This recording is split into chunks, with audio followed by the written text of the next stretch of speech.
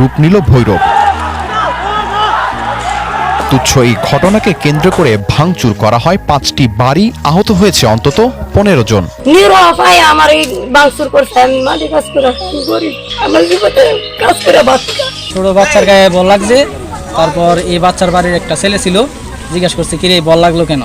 ওই ছেলেটাও সমান বয়সী, দুজনে এক পর্যায়ে হাতাহাতি হয়েছে। হাতাহাতি হওয়ার পর মেয়ের একটা চাচা ছিল, এই মেয়ের চাচা আয়সা যে ছেলেটা ওনার বাড়ির মানে মেয়ের পক্ষের, এই ছেলেটার ২-৩টা থাপ্পড় দিয়ে বাড়িতে পৌঁছাই দিছে। আপনার 15-20 জনে মিলে আপনার তারা সুইচ গেট দিয়ে পাড়াইছে, সুইচ দিছে, আপনার মারতে অজ্ঞান করছে। তারপরে আপনার এই ঘটনাকে কেন্দ্র করে আজকে আপনার উভয় পক্ষ মারামারি হয়। দফায় দফায় সংঘর্ষে জড়িয়ে পড়ে এলাকার মিয়াবাড়ি ও চান মিয়াবাড়ির সদস্যরা। গত 2 দিন ধরে একই চিত্র বিরাজ করছে ভৈরব উপজেলার কালিকাপ্রাসাদ ইউনিয়নে। দুদিন পরে ওই পরে আপনার গত 2 মাস আগে আমাদের এক পার্শ্ববর্তী বংশ এই লোকের একজন এত যাইতেছে, পরে এই লোকের মনে করেন মায়েরা ইচ্ছে মতনে মাথা ফাটাই লেছে, একটা ছেলে পড়া ফিরাই দিছি। ফিরাই দেওয়াতে পরে আমরা অনেক গালাগালি করতে পরে কিছু কইছে। কিছুদিন পরে আর ফল চললো আই পরে আমরা এক বাইক না কালকা পুরো কাছে গোসল করতো, মায়েরা একদম অজ্ঞান বানাই লেছে। এই সমাজের মনে করেন ক্ষমতাশালী লোক, তাদের বিরুদ্ধে কেউ কোনো কথা বলতে পারে না। আমরা তো মনে করেন এই পাশে 7 নং ওয়ার্ডের, তারা 1 নং ওয়ার্ডের, 1 নং ওয়ার্ডের পুরোটাই শাসন করে হেরা। আমরা কিন্তু ওই পাশে যাই না ঝগড়া করার জন্য। ওরাই আমাদের বাড়ি ঘরে হামলা করছে এবং আমাদের একটা বাড়ি আছে দেখবেন যে পুরোটাই চড়াইছে।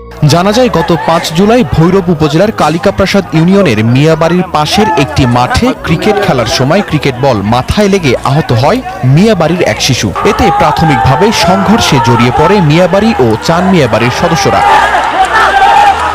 পরে এলাকার ইউপি চেয়ারম্যান বিষয়টি মীমাংসা করলেও গত 6 জুলাই আবারও চান মিয়াবাড়ির শিশু ও বৃদ্ধকে মারধর করে মিয়াবাড়ির লোকজন। এতে ফের নতুন করে এলাকায় সৃষ্টি হয় উত্তেজনার। এরা পরিকল্পনা করেন মানে সব দাও বলম হইয়া সব নাইমা করছে।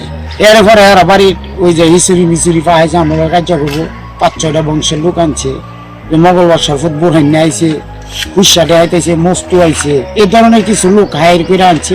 আনার পরে আজকাল হিসুরি হাজার কার্যাত মানে জড়ায় গেছে। পরবর্তীতে 7 জুলাই সকালে ফের 2 পক্ষের মধ্যে পাল্টাপাল্টি সংঘর্ষ হয়। এতে শুরুতে ধাওয়া পাল্টা ধাওয়া হলেও পরবর্তীতে দেশীয় অস্ত্রসহ ইটপাটকেল নিক্ষেপের ঘটনা ঘটে। এরপর পুলিশ ঘটনাস্থলে পৌঁছে পরিস্থিতি নিয়ন্ত্রণে আনে। কিছু অতি উৎসাহিত মানুষ ওদেরকে ইন্ধন দিয়ে